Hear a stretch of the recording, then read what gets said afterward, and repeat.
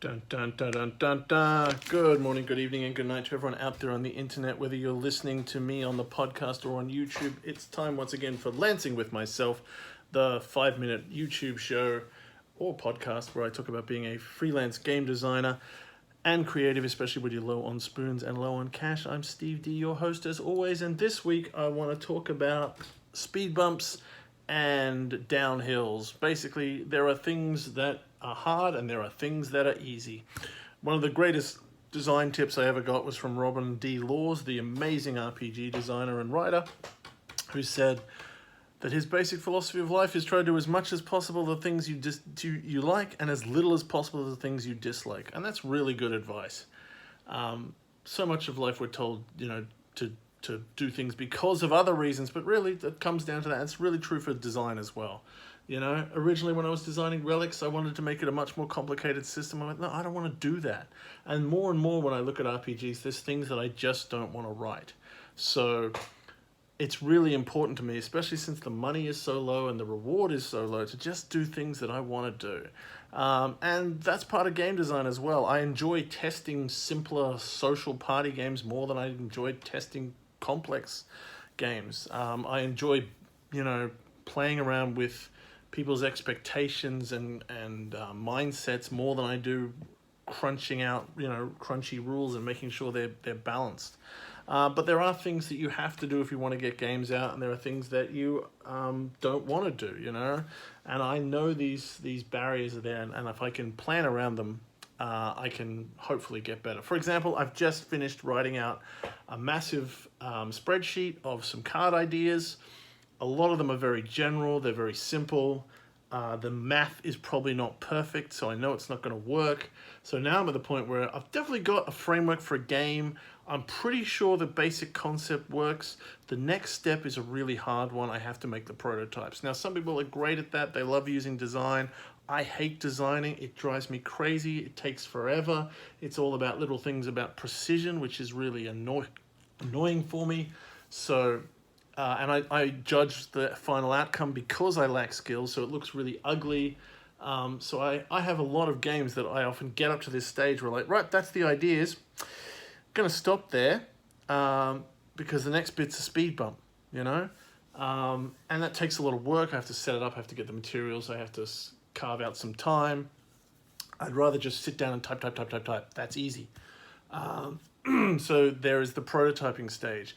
But there's also another speed bump that I hit is after the first playtest, because I get all excited when I've made it a little bit pretty and there's a physical copy and I can hand stuff to people, and that's kind of fun, although it is nerve-wracking, and but it's not going to work that first couple of times, and then you do it and then you're like, didn't really work, and now I have to fix everything, and that means I have to make more prototypes. So you can once you get the prototype, I'm coasting. I'm like, yeah, I've got this thing. Let's put it on the table. Let's give it a try. It's not going to work, but it'll be fun. And then I'm hitting another speed bump where it's like, oh, now I have to fix it. Now I have to remake all those cards. I have to sit down and figure out which thing is slightly better than the other thing or whatever it is that needs to be done. And that is exhausting. And I hit another speed bump. And you go back and forward on this. Once you get a better working prototype, you'll coast again. And it'll be easier, and then you'll hit another point where okay, it 90% works, but getting that last 10% or last 20%, whatever it is, that's going to be 80% of the work, and so much of game design goes through these cycles, and they won't always be in exactly the same place.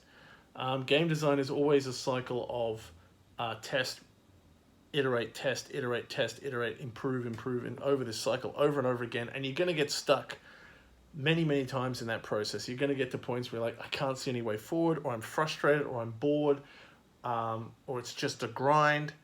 And that can happen at any point in the process, especially when you're facing things that are hard to solve, problems that are hard to bust through. But there are also going to be things that you know that you are better at and worse at. I'm great at coming up with 100 different cards that do slightly different things and reflect the setting really well. I can fill out a spreadsheet pretty well. I can get a cool idea, run it through a few tests, scribble on some cards.